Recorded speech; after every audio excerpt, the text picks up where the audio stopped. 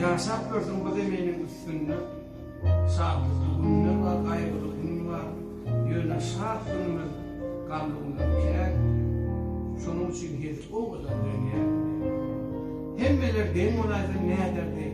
Müşkur akıl var, nadan var, gün var. Bir mendeş o adam bulup yadardı. Mündürlük o adam, o adam dünya.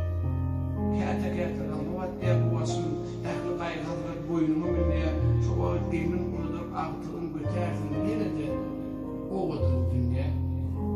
Kıynetel yakınlardan ayrılmak, her ölüm bir yaş kopar dünya. Adam payı gali verecek eciydiler, yine derman var ya o adam dünya. Başka kendiler, yetin çekecek bulmardım üydeki iğin kirli dünya, yönü yekecimin üyde vurmasın. Görkünün açır ya o adam dünya. Zuban vaktın söylüğünü alacaksın, o söylük kaynak devam edin ya.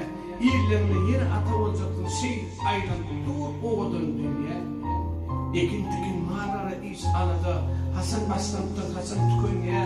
Halk olmadı oynasın, sadece o adam olmaz da, o adam dünya.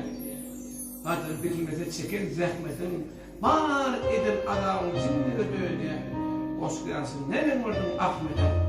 Sahile metse o adam dünya. Sağ ol.